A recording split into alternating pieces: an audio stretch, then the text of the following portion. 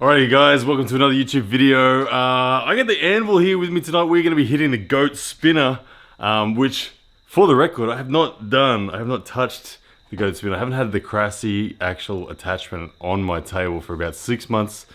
So I'm actually really interested to see how it feels tonight. But here he is, the man, the anvil, coming fresh off his win. Goat spinner. Did you train with anything like this, man? Train with a thicker wrist wrench. Yep. Yeah. So this might be a little bit. This one's got a bit of grip on it too. Yeah, mine's got grip. Yours got grip? Yeah, I use grip on mine. Yeah. Okay, so there's no strap on this, guys. There's nothing to support that. It's all held in the hand and wrist. We're gonna go with the centralized position on the bar, but you see, there is a twisting sort of nature to it. Like you got to keep your, if you don't keep your force centralized, you'll get a bit of a twist. So show us how that twists, just so people can see what I mean. So you can see the bar. If you overpronate or supinate, it's going to flick around. So you need wrist stability in this one, as well as finger strength, wrist strength. Confident line of pull. There we go. That's a good way of putting it. Anyway, we're going to warm up. We're going to go through some sets, and we're just going to, bring you guys along for the ride. The first set we do a couple, and then the warm-ups are just small jumps all the way up.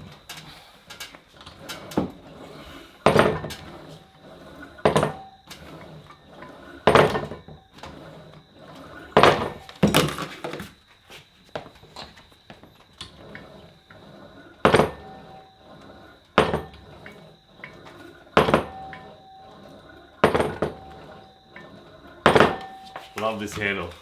Yeah. Love it. Feels good. Feels healthy. So you're gonna only let me go by 2.5 kilos? Yeah, trust me. Oh my goodness. Just trust me. Alright, I'm trusting him. 2.5 kilo increments tonight, YouTube. So we're at 17.5 kilos right now. How high you go with this? Like, as in, like, to relative effort. You going to 1 RM or are you going to? Oh no, I'll go. You going to 5 RM or? Probably go 3. Might rep max. We'll see how we go. See how the elbow goes after. 1 rep. Yeah. Can't believe it. Trust me.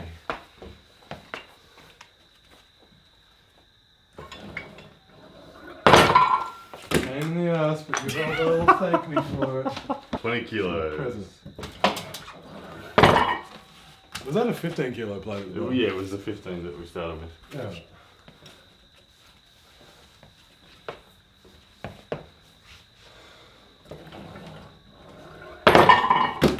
Yeah, you don't notice the difference in the weight? Yeah, it did. It felt exactly the same. Yeah. 22.5, eh?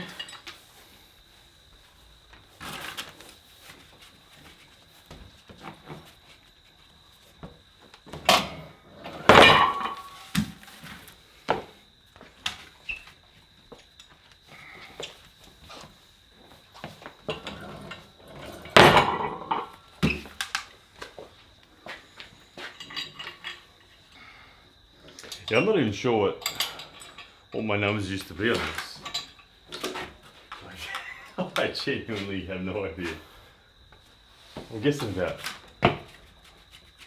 guessing 60? From in front. I don't know. No. Am I? That's too much. That's too much. It's too much. It's all right when it's from side and you can jam up. Yeah.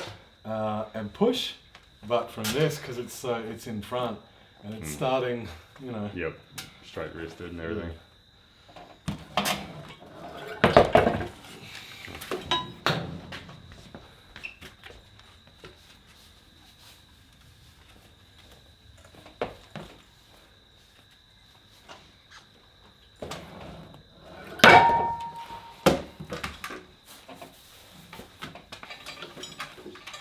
27.5. I believe Todd also does this too. Yeah.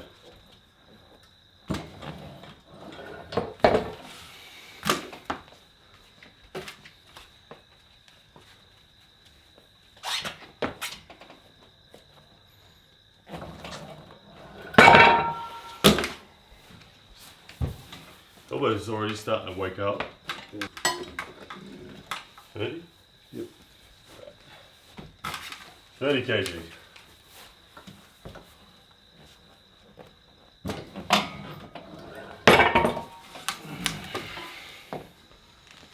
Are you gonna get to a point where you stop banging into it and ease into it? Probably not. Or are you just gonna bang all the way?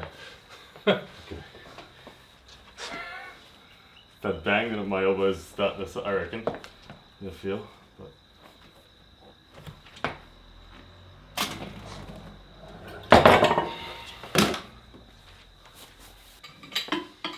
32.5.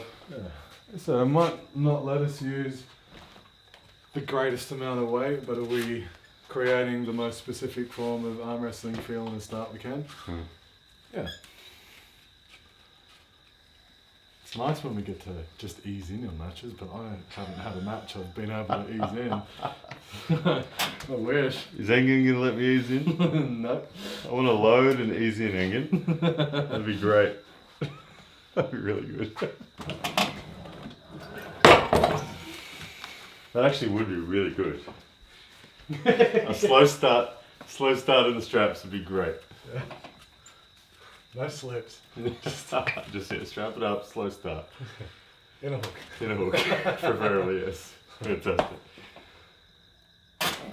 Oh, look at that, when I started, my own wrist went and I had to like manually override it and come back. This is why we do it like this. Yeah, we gotta go out to big boy plates now, don't we? We're gonna... Yeah. 35 kilos now, YouTube.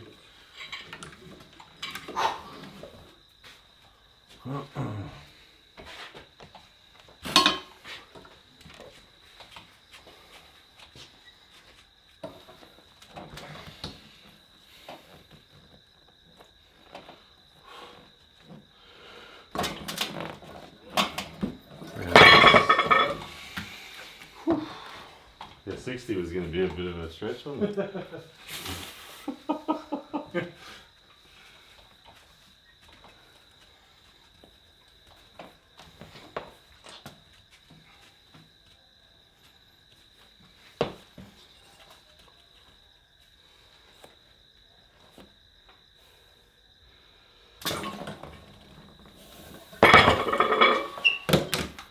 gonna have to set up a little bit more shoulder this time. I'm actually getting quite literally the buzz like I am flicking my funny bone fucking nerve. 37.5. Isn't it funny? By the skinnier wrist range last week, I was throwing this. Yeah. Comp takes it out of you. Alright.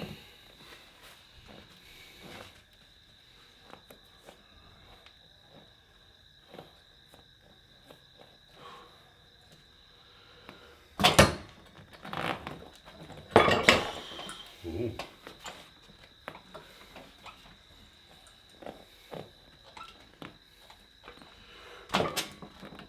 I'm busted.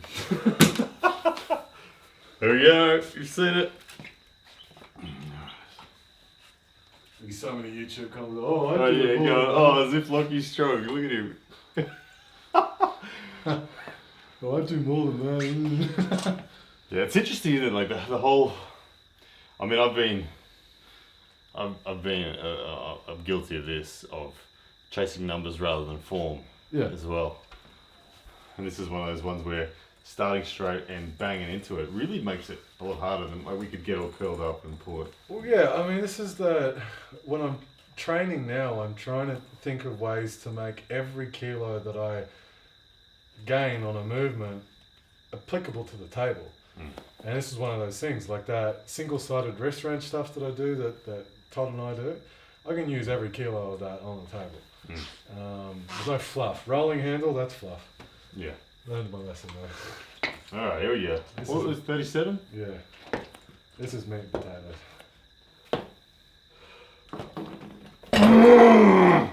Come on. Don't be a pussy.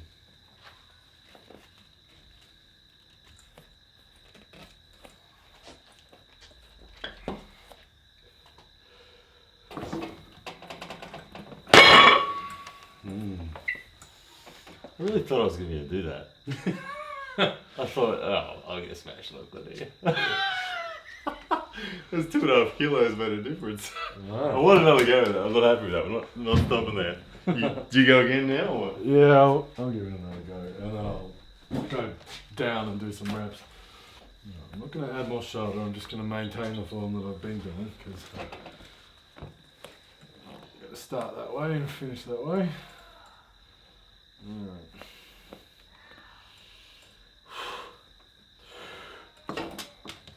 Yep, nice.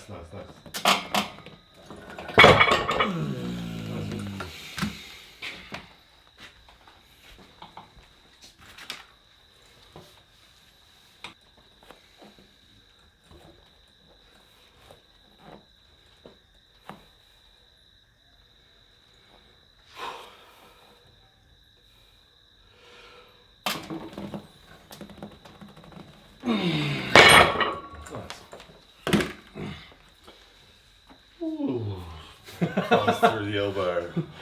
I get that feeling of, ooh. It's quite literally like someone's flicking my funny bone. Yeah. Oh, wow. So now we rep some sensible weights, eh? Sensible weights. So what we get at 37.5 was our highest number. Yeah. Sweet. Should probably preface that saying that we're just out of comp. It highlights a good point though, doesn't it, about relative perceived effort when you're beat down. There's no real reason to ever stop training, just go to your relative perceived effort that's not going to injure you. And Well, that's why my programming OU was rate of perceived exertion, which is the same thing.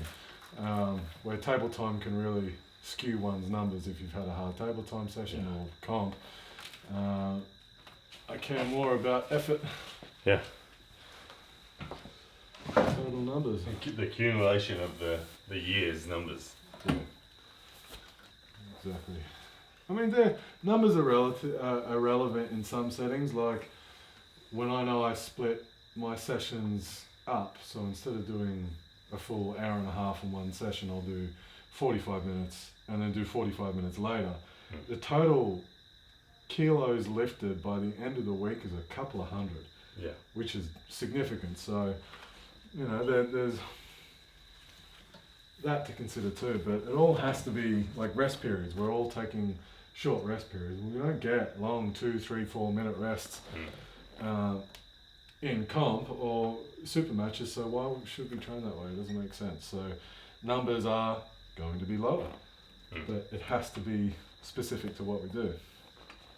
Otherwise, waste time.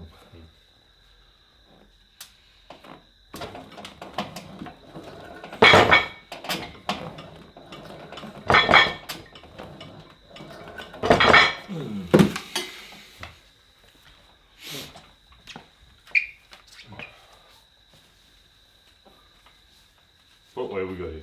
30. Yeah.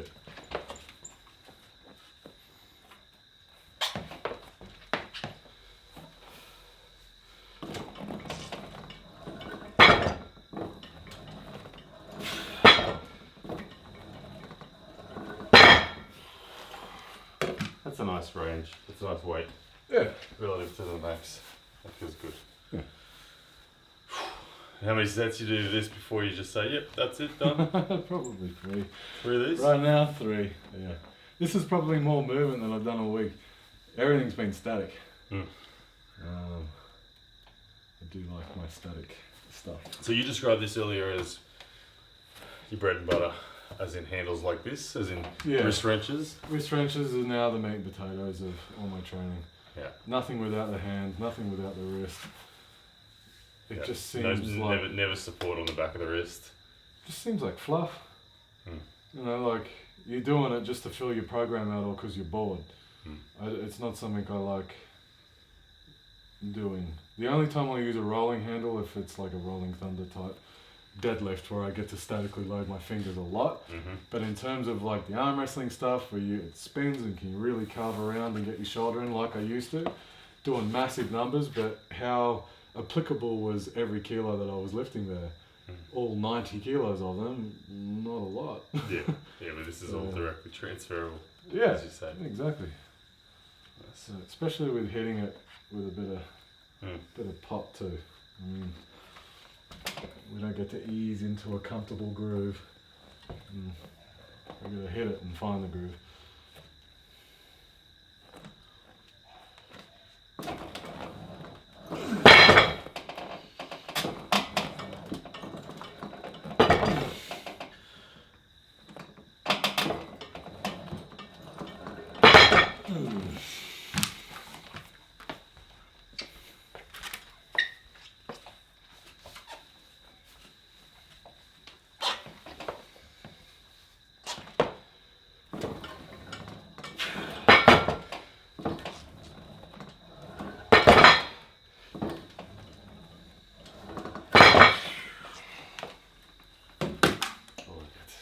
One to go, YouTube.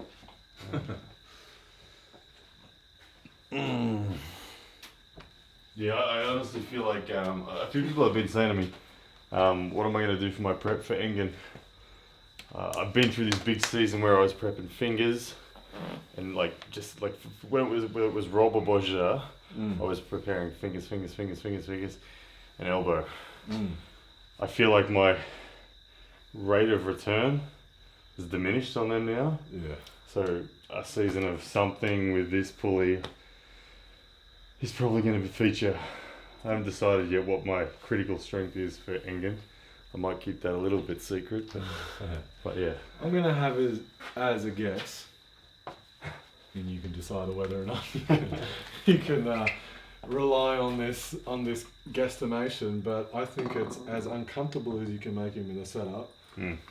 You know, because I wonder how good his endurance is with his age now.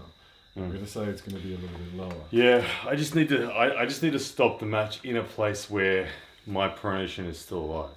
Yeah. If the match has stopped and my pronation is there, I think I win the endurance battle. Yeah, and look, that might come down just to the way that you strap.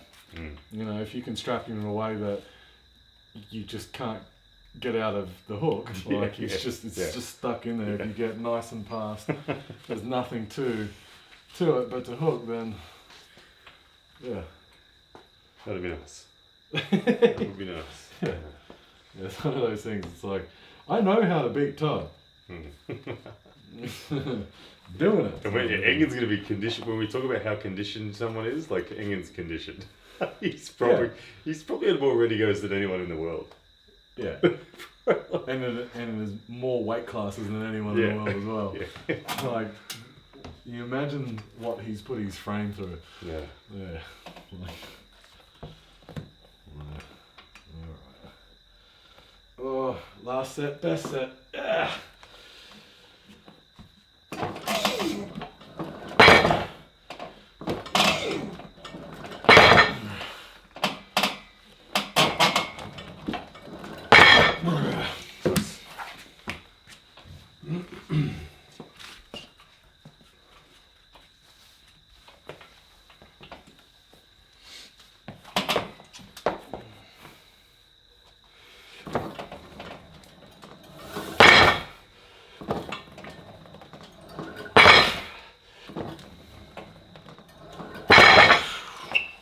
Good match. Okay. Alright, YouTube, we're out of here. Hope you enjoyed that one. See you guys.